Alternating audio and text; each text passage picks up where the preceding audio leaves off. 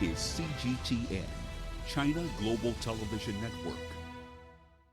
The Swahili Coast, also known as the East African coastline, has been an area of ancient commerce and culture for over a millennium. Yvonne Owuor is an award-winning author who has written a book inspired by the Swahili coast. Mwamaka Sharifa is a Kenyan-born, Chinese-trained medical doctor who stands as a testament to the diverse connection the region has with the outside world. While Caesar Bita is an underwater archaeologist who has been scouring the depths of the Indian Ocean in search of artifacts that tell the ancient history of the region.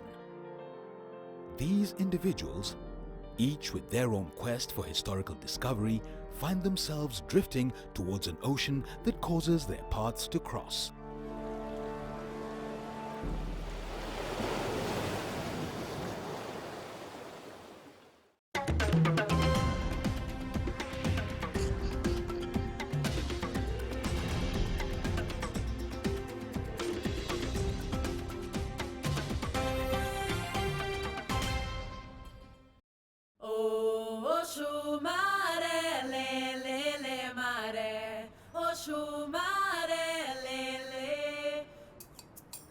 The Dragonfly Sea is a story about a stubborn, lonely, isolated little girl, Ayana, who lives on Pate Island, who is on a quest for the one thing her mother can't provide her with, a father.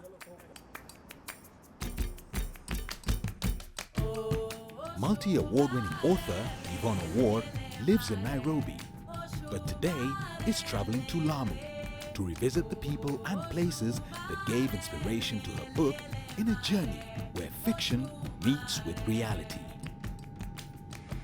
And in the process of her growing up on the island with her adopted father, all sorts of things happen. All the histories we have heard about associated with Pate. So I was very curious, interested about that. And then the final one is linked to the return of the Chinese to Africa. And again, through this little island, and linking that to an old history of Pate Island hosting sailors that survived the shipwreck, who then formed their own settlement on this island. I was pointing to the fact that these aspects of our very rich, very old, deep histories have been neglected and forgotten.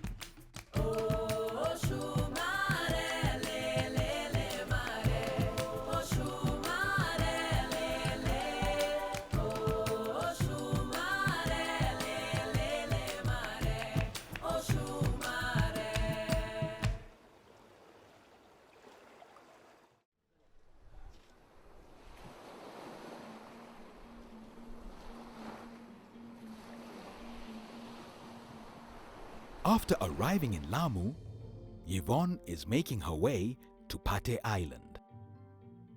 The Pate experience starts right when you turn to the right and step down the jetty to take the boat to Pate Island. And then you take off and you enter into the Mkanda Channel, a mangrove-fringed natural channel, one of the most beautiful in the world. And you're suddenly aware that you are not in a place that your mind or your imagination prepared you for. And everything after that just, unfolds. The water, the mangroves, the landscape, the people as well. And the idea that you're entering into a world where the rules of the normal world, the outside world you have just left, no longer apply.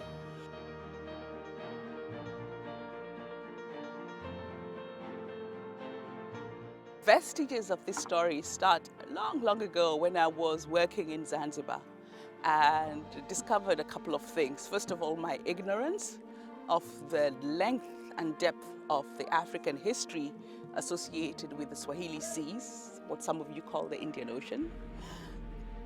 And that included the African relationships and connections with China and the Chinese that are also probably worth 1,000 years. Stimulated by that and linked to all the drama that was being built around the Chinese return to Africa, I was curious about what is the East African response, and run into the story of the 2005 story of Mwamaka Sharifa, the little girl from Pate Island who, through DNA testing, was proven to be a descendant of one of the Chinese sailors that survived the wreck of the last voyage of Zheng He, the admiral, the great Chinese admiral, who used to visit these parts of the world. And I was amazed that we were not doing more with it, both as Africans and I think and as Kenyans. And ultimately, the character of a little girl growing up on this island who ends up going to China as a kind of descendant, evolves. One day in 1992, 4 generations later, under dark purplish blue clouds, this fleeting being settled on the mangrove-fringed southwest coast of a little girl's island. Dusk stalked the Lamu archipelago's largest and sullenest island and signaled to a people who were willing to cohabit with tragedy, trusting that time transformed even cataclysms into echoes.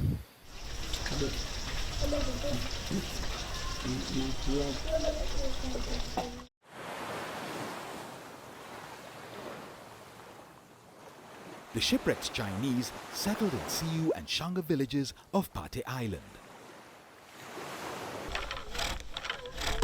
Although ancient trades such as traditional boat making and metal smelting are slowly fading away, there are a few people who are still practicing the trade here. Siu is rich with very ancient, things and culture. So we have the fort whereby people can come and visit. We have the tombs, which were, originally said to be for the Chinese, so they can come and see. We have so many things to see around, and not just in Siu, even in Pate. We are still living in that traditional way. So many things have changed, but still there are those typical things that are still there. Mwamaka Sharifa is one of the descendants of the Chinese settlers. Her discovery as a descendant of the shipwrecked Chinese has unraveled many hidden truths about China's ancient connections to Africa. Well, in the beginning, actually, the Chinese didn't just come to me or to our family. The Chinese came all over Pate Island to find their people, who stayed here after the shipwreck. So another guy called Mansour brought them to our family. And they say, oh, Mzee Baraka, we have your visitors. They are visitors, not your visitors, are like visitors who are looking for their people, and blah, blah, blah. So we would like you to talk to them. So, and then later my mom now started telling the story on how they came here and all this, so they understood that this could be the people. So one time now they came and they took my mom's hair, and then another time others came and took my late grandma's hair, and then they disappeared for years, and then they came back. They say, most likely you are the descendants of the Chinese. After the Chinese discovered us, so we had a lot of interaction with them, more so directly, because my parents didn't go to school, they cannot read, they cannot write. So because I had finished high school, so we used to communicate. Mwamaka has a doctorate in medicine, but is also trained at master's level in traditional Chinese medicine.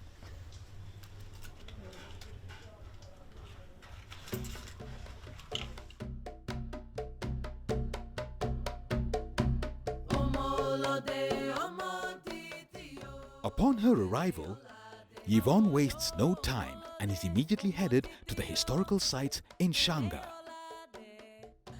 So the constant surprise that this island delivers. The old histories, everywhere you walk into, you run into history. You find the ceramics from the past, you find the shards. There's no missing, it's age, and in a way it's mystery. The anger that I feel when you hear the stories of the Vandals mostly Europeans, including historians, who come into this space and just strip it of its gifts. Yes, you go into tombs and you steal the porcelain. And these are the same people who will come around and say that there was no civilization in this part of the world until they came along.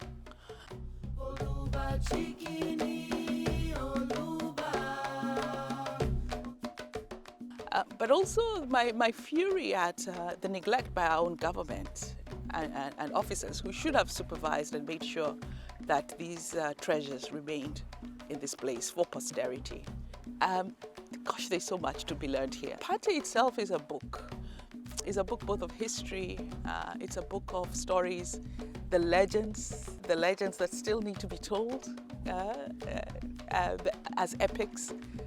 I think as an artist, I immediately was struck by how many stories can and need to be told from here.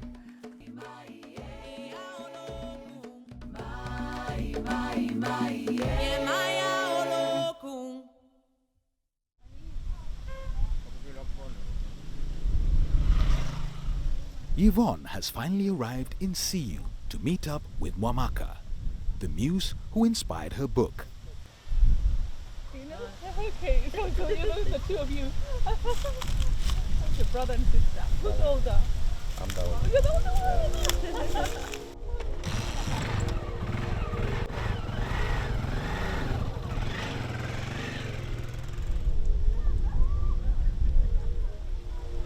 After meeting Mwamaka and finding my own heart was so, you know, that whole feeling of not only do I know this person, but I really, really like this person.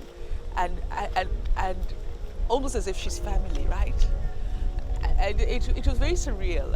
It's almost as if art fiction and the real world meet. Strangely enough, then going home and going to her home, there's a feeling you have when you're going to visit a stranger, but that feeling wasn't there. I felt I was going to visit a relative. So yeah, basically these were the tombs. Yes. Said that to be from the Chinese. So there's someone buried in there? We Presume so. Yeah, I presume so. To me, it's really something that I won't forget. For Yvonne, I'm very happy. It's really a great pleasure to meet her and for her to come to see me. I think it's a very wonderful idea. I mean, from then maybe, you never know, we can cooperate and write many books about the island, about other things, about the culture. I think it's very good and I'm very happy for her, appreciative and being thankful. Like, I think for her, she's also appreciative and thankful for me.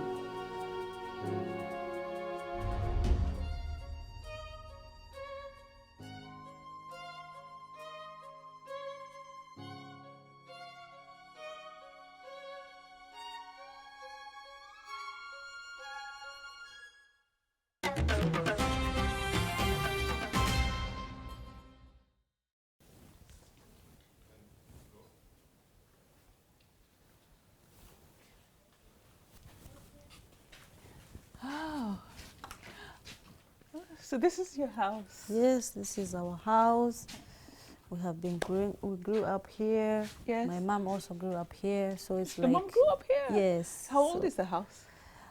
About, I don't know, since when my mom's grandparents lived here. So it's over 200 years old, maybe? Maybe, I'm not sure, Oh, because my right now goodness. my mom is almost 70, so you can add plus her parents and the Oh grand. my goodness, oh my goodness. Yeah. And it's actually much bigger than it looks. Hi, assalamu alaikum mama. Umeamkaje? Wazima. Hujambo mambo. Hujambo, karibu. Asante Huyu sana. ni rafiki yangu anaitwa Yvonne. Jana tukija usiku umelala hatutaki kukusumbua. It was a very interesting sensation to have. And meeting her mother, it was meeting a beloved, like my mother's sister kind of thing. And she's such a delight, isn't she? She's such a beautiful, beautiful soul, and a mother's mother. And so again, very easy to love, very easy to fall in love with.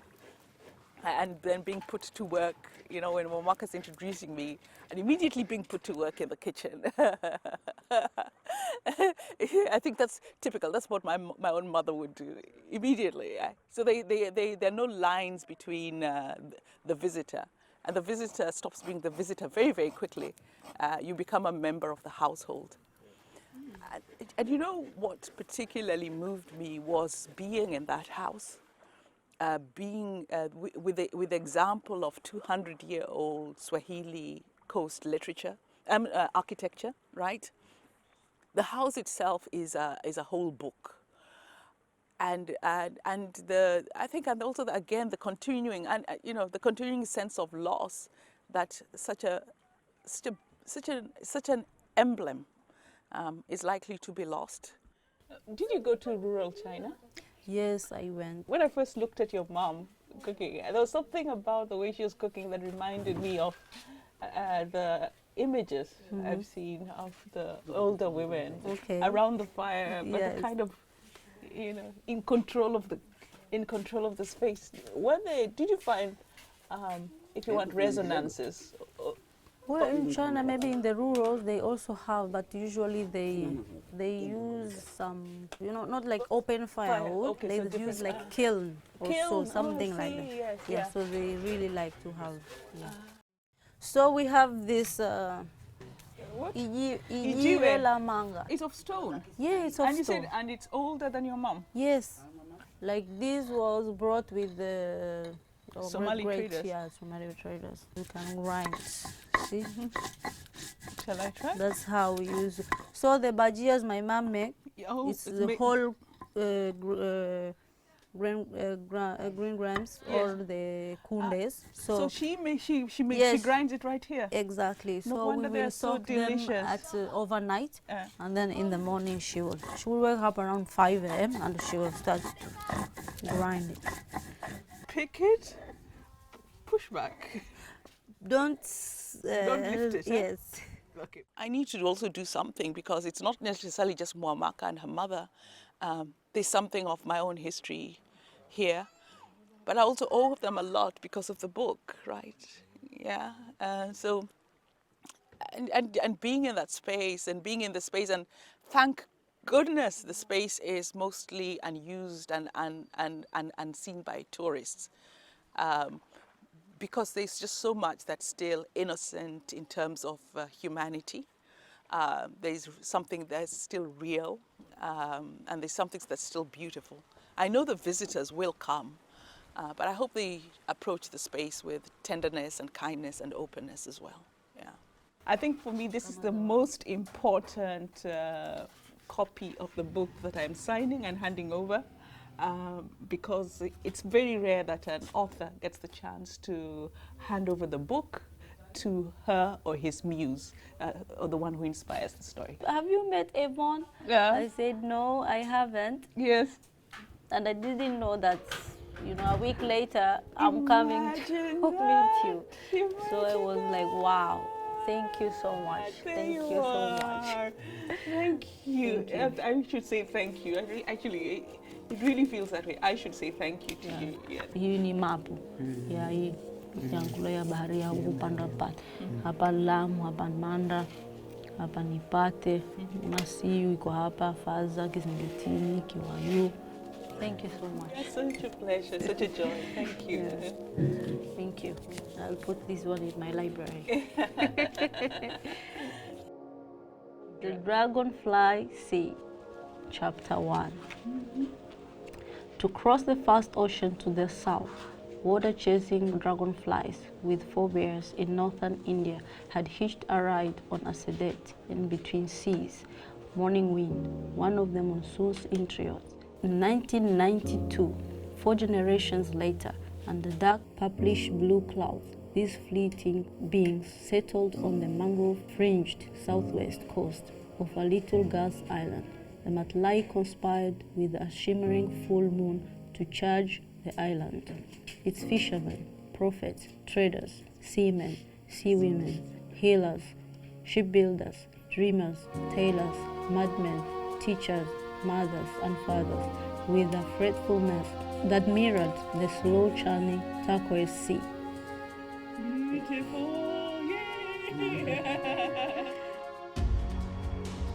After centuries of oral and written history, Yvonne and Mwamaka have joined an archaeological expedition to explore the actual Chinese shipwreck site. The archaeological team is led by underwater archaeologist Caesar Beta, who, alongside Chinese archaeologists, has done extensive underwater surveys and excavations to locate the shipwreck site. According to historical records, the Chinese are said to have sailed an enormous fleet along the Indian Ocean and Arabian coast under the great Ming Dynasty explorer Zheng He. During his expeditions, he sailed to the Horn of Africa twice. But on his last voyage, one of the ships from his fleet sank off the Lamu coast. The survivors were able to swim ashore and settled in the islands of Pate and Siu, where they intermarried with the locals and were integrated into the community.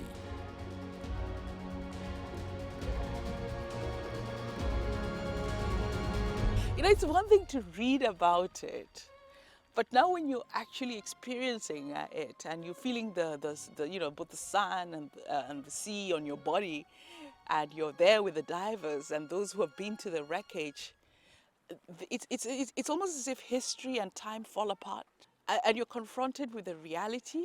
Everybody's kind of on board. You know, it could have been a movie set, except that it's reality, isn't it? It's reality.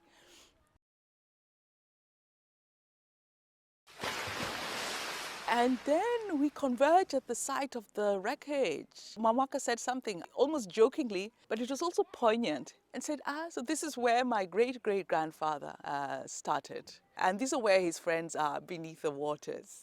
Beneath the waters lie not only our histories, but lie the ghosts of those who were adventuring and lost their lives in the process. So it's a very human moment as well. The objective of this excursion is to see if it is possible to see the shipwreck and pick up any artifacts which can be brought to the surface. The archaeological team comprises of Caesar, Salim and 2 other divers.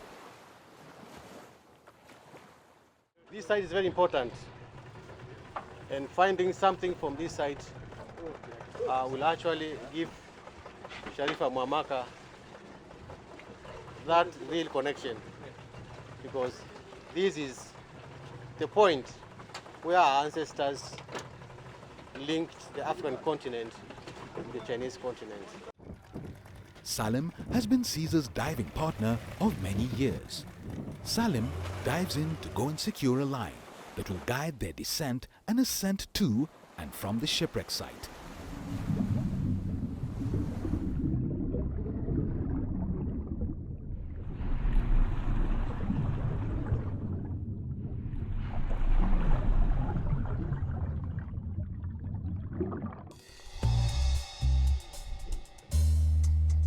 Once secured, the divers take the plunge. It's meaningful. It's like looking through a window into history and into a past that has, in a way, also been continuous. And the convergence of Sharifa and the great men who are going under the water and the wreck that lies beneath. It's like a meeting of fascinating ghosts, I think. While the Europeans were still running around painted in blue, we are in the place where worlds had already converged. People were trading and engaged in exchange. And when we now talk about civilization, we act as if we owe the word civilization to the Occident, which is a lie. And quite frankly, it's not their fault, it's ours.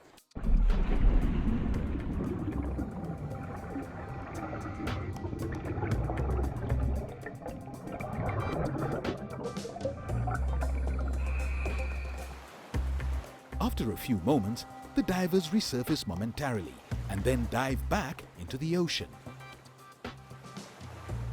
Everyone is hopeful The dive will yield ancient artifacts from the shipwreck.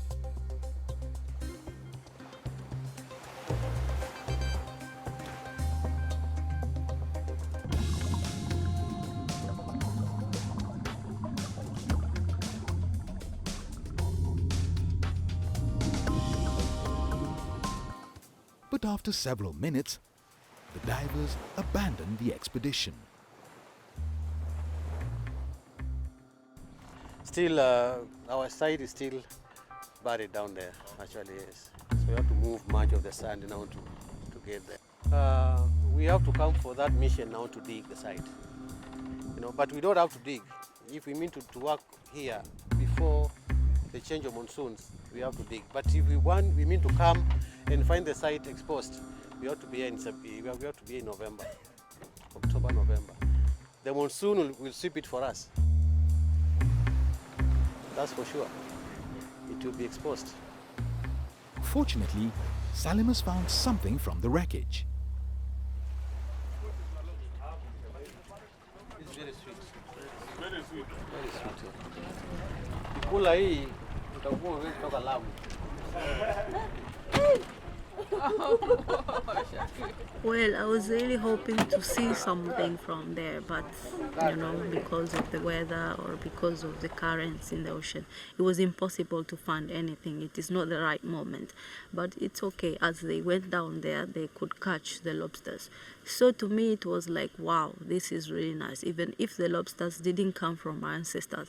But I long for them, like long time I didn't eat lobsters. So to me, it was like, wow, at least I have something to eat and something that was from under there, like even if it's not the porcelain or it's not anything that belongs to the shipwreck, but at least these lobsters will be a remark of something that was from down there.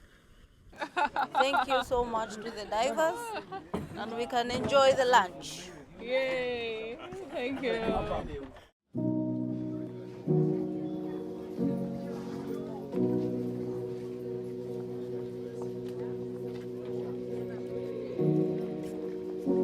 The other thing about this exquisite island, it's a sensory nature.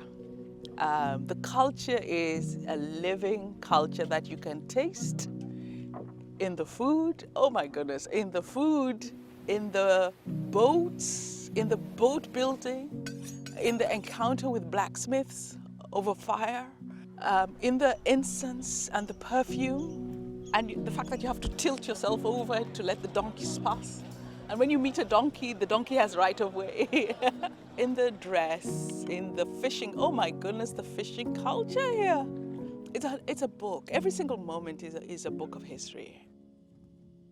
我对我的前代，骄傲，感到骄傲，因为他们来这边，然后今天有我们。后来我去中国学习，就是因为他们的历史存在，所以我以后就是去中国，我真的很高兴，也因为现在我是2个世界的人，就是在肯尼亚有家，在中国有家，所以现在我有2个家，我真的很高兴，也很感谢中国还有中国政府给我这个机会学习，还有感到在中国我感到很温暖，真的感谢，谢谢。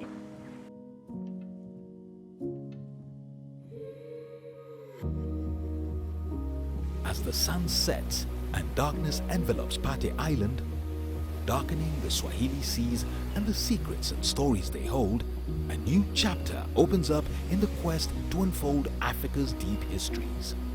The Indian Ocean, our Swahili Sea, is less a separator of worlds as much as is a uniter of souls, of places, of people, of cultures, of meaning and time.